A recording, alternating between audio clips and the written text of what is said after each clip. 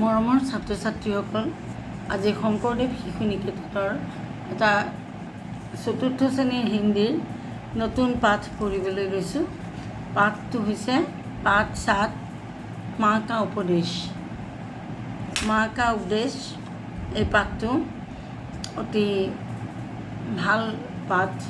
ইয়াৰ পৰা আমি শিকিবলগীয়া বহুত কথা আছে। এটা ল'ৰা আছিল, প্ৰথমতে অসমীয়াতে মই কাহিনীটো কৈ লওঁ। এটা ল'ৰা আছিল, তেওঁ মাকৰ লগত থাকিছিল আৰু চাকৰি বিচাৰি তেওঁ এবাৰ অন্য এখন গাঁৱলৈ যাবলৈ ওলালে।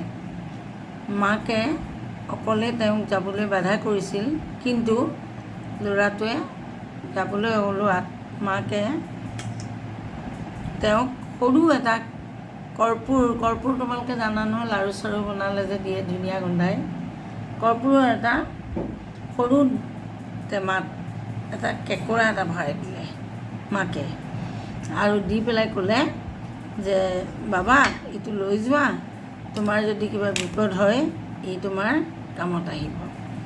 তেতিয়া ল'ৰাটোৱে সেইটো টেমাটো, মাকে দিয়া টেমাটো লৈ যাত্ৰা আৰম্ভ কৰিলে আৰু বহুত দূৰ গৈ গৈ তেওঁৰ ভাগৰ লাগিলে আৰু বিশ্ৰাম কৰিবৰ কাৰণে এজোপা গছৰ তলত তেওঁ বহি পটককৈ তেওঁ টোপনি আহি গ'ল।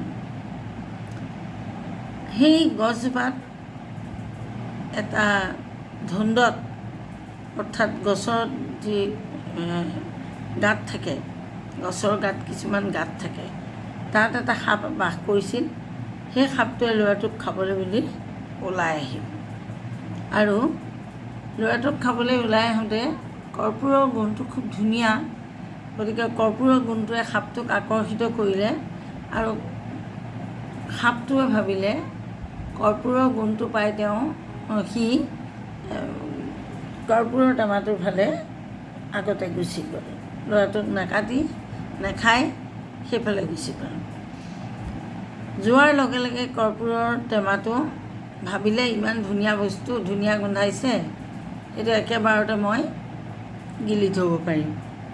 কৰ্পূৰৰ টেমাটো গিলিবলৈ বুলি লওঁতেই হঠাৎ কেনেবাকৈ তাত থকা কেঁকোৰাটো ওলাই আহিলে আৰু কেঁকোৰাটো ওলাই অহাৰ লগে লগে সাপটোক সি চেপি ধৰিলে।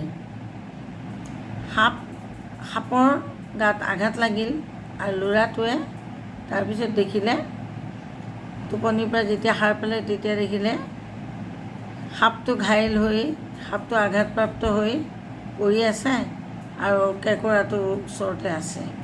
তেতিয়া সকলো কথা তেওঁ বুজি পালে আৰু মনে মনে মাকক ধন্যবাদ জনালে। এতিয়া এই পাঠটোত চোৱা, यात्रार अर्थ हल भ्रमण। तार आगते आमी पाठটো पढ़ो आहा। माँ का उपदेश। एक गांव में एक लड़का अपनी माँ के साथ रहता था। नौकरी की तलाश में एक दिन वह दूसरे गांव जा रहा था। माँ ने उसे अकेले यात्रा न करने का उपदेश देते हुए कपूर के डिब्बे में एक केकड़ा रखकर उसे दिया और कहा, बेटा इसे अपने साथ ले जा। विपत्ति में यह तुम्हारी सहायता करेगा। लड़का अपनी यात्रा पर निकल पड़ा। दोपहर में एक पेड़ के नीचे विश्राम करता है और उसे नींद आ जाती है। पेड़ के कोतर में, कोतर माने गसर गात थका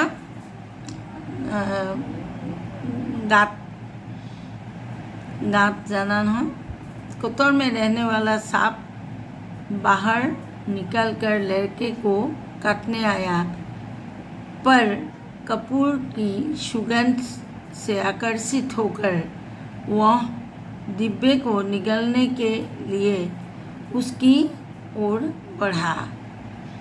किसी तरह केकड़ा बाहर आ गया और उसने सांप पर आक्रमण कर दिया। सांप घायल हो गया। लड़के ने नींद से उठने पर घायल सांप तथा केकड़े को देखा और वह सारा हाल समझ गया। उसने मन ही मन माँ का आभार व्यक्त किया। এতিয়া শব্দ অৰ্থ यात्रा माने भ्रमण, विपत्ति माने संकट, आक्रमण चढ़ाई करना, उपदेश परामर्श, केकड़ा एक जलीय जीव, माँ मातृ। এতিয়া এই পাঠটোৰ প্ৰশ্নোত্তৰখিনিলৈ আমি যাম। প্ৰথমতে আমি 1 नंबर प्रश्न तो दिसे, इस कहानी को सरल हिंदी में लिखिए। इस कहानी को सरल हिंदी में लिखिए। केनेके आमी सरल हिंदीत এই কাহিনীটো লিখিম মই তোমালোকক দেখুৱাইছোঁ লিখি।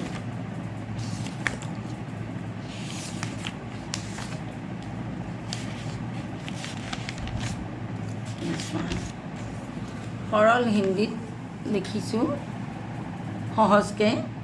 তোমালোকে তাৰ আগতে শব্দাৰ্থখিনি চোৱা, কাৰণ কিতাপত দিয়া শব্দৰ উপৰিও মই কেইটামান শব্দ বেছিকৈ লিখিছোঁ।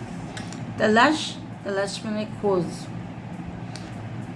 उपदेश माने परामर्श, कपूर माने सुगंधयुक्त द्रव्य, ভাল গোন্ধোৱা বস্তু, विपत्ति संकट मुसीबत, सहायता मदद, कोतर माने पेड़ का खोखला भाग, गसर गात हुआ गात, निगलना माने बिना चबाए खाना, गिली पेलाय किबा এটা বস্তু খোৱাতে নিগলনা বুলি কয় দেই। आक्रमण अर्थ हल हमला। এতিয়া कहानी माँ का उपदेश। एक बार एक लड़का नौकरी की तलाश में दूसरे गांव जा रहा था। यात्रा से पहले उसकी माँ ने उसे एक कपूर का डिब्बा दिया जिसके अंदर एक केकड़ा था। माँ ने बेटा से कहा कि वह चीज़ मुसीबत में काम आएगा। रास्ते में लड़का थककर एक पेड़ के नीचे सो गया। पेड़ के कोतर से एक सांप निकलकर लड़के को कटने आया, पर उससे पहले कपूर की सुगंध से आकर्षित होकर वह डिब्बे को निकालने के लिए उसकी ओर गया। केकड़ा किसी तरह बाहर निकलकर सांप पर हमला किया। वह घायल हो गया। लड़के ने नींद से उठने पर घायल सांप तथा केकड़े को देखा और सारी बात समझ गई। उसने मन ही मन माँ का आभार व्यक्त किया। সেয়া মান সৰুকৈ লিখি দিছোঁ, এইটো তোমালোকে শিকি থ'বা। বাৰু ইয়াৰ পিছত আমি ইয়াৰ পৰা কি শিক্ষা লাভ কৰোঁ? বড়ো কা উপদেশ মাননা चाहिए, ডাঙৰ মানুহৰ উপদেশ মানিব লাগে। प्रश्न 2, प्रश्न के उत्तर दीजिए। देश बेटा देश देश देश सहायता करेगा। এইটো সেই দিব্যটো দি পেলাই যিষাৰ কথা কৈছিলে মাকে, সেইষাৰ কথা ইয়াত দিছে। এইটো বাক্য, এই বাক্যটো হৈছে बेटा इसे अपने साथ ले जा, विपत्ति में तुम्हारी सहायता करेगा। ये वाक्य तो यह कथन किसने किसको कहा? तो उत्तर होगा यह कथन माँ ने बेटा से कहा। तारपिছত द्वितीय प्रश्न तो ख, दोपहर में थककर कौन एक पेड़ के नीचे विश्राम कर रहा था? उत्तर होगा दोपहर में एक लड़का थककर एक पेड़ के नीचे विश्राम कर रहा था। ग केकड़े ने किसको घायल किया? उत्तर ब केकड़े ने सांप को घायल किया। घ माँ का उपदेश मानने से बेटा या संतान का क्या लाभ होता है? माকৰ উপদেশ মানিলে ল'ৰাৰে হওক বা সন্তানৰ কি লাভ হয়? उत्तर ब माँ हमेशा अपनी संतान की भलाई चाहती है। माए सदाय নিজৰ সন্তানৰ मंगल বিচাৰে। वे अपनी संतान को सुरक्षित रखना चाहती है। তেওঁ নিজৰ সন্তানক সুৰক্ষিত ৰাখিব বিচাৰে।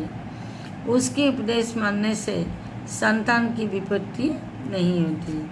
তেওঁৰ উপদেশ মানিলে সন্তানৰ কেতিয়াও মুস্কিল নহয় বা বিপদ নহয়।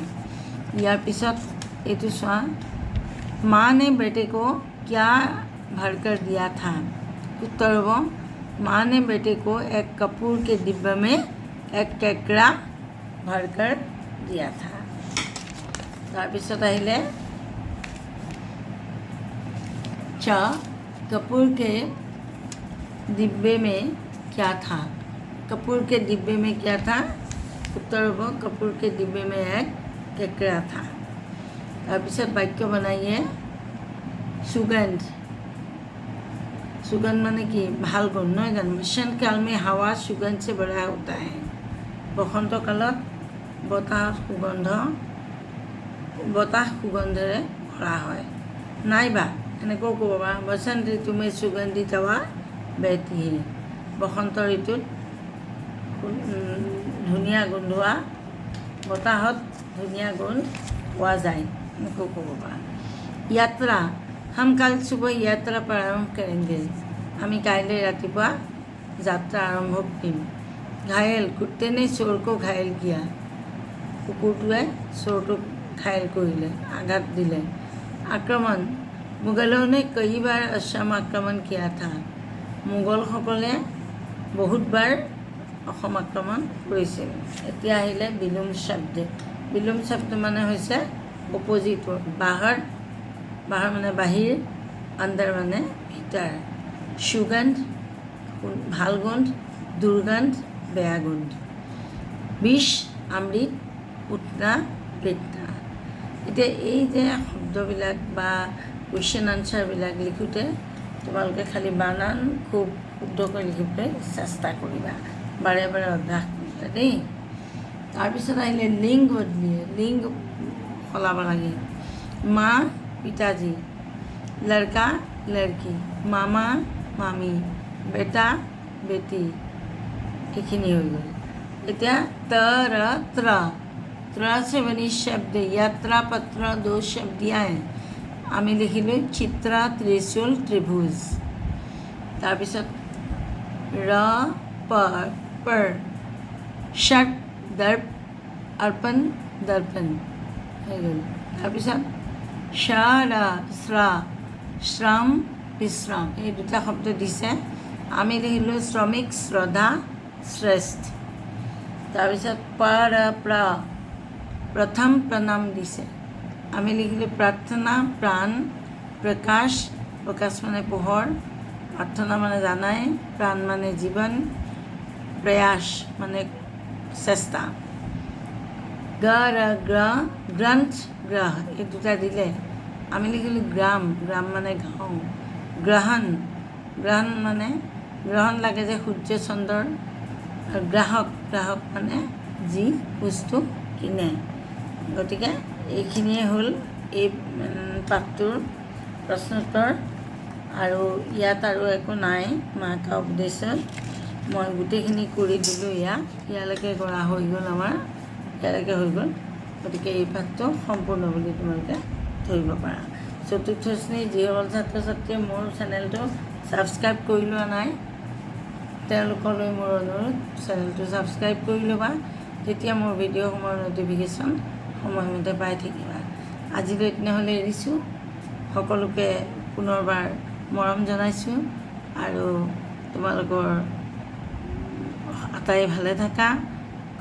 খুব বেমাৰ আজাৰ হৈছে, জ্বৰ চবৰে হৈছে। এইবোৰ যাতে নহয় তাৰ বাবে সতৰ্ক হ'বা আৰু ঘনাই হাত ধুবা আৰু মা দেউতাৰ কথা শুনিবা, ৰ'দত বৰকৈ ঘূৰি নুফুৰিবা। আজিলৈ এৰিছোঁ দিয়া।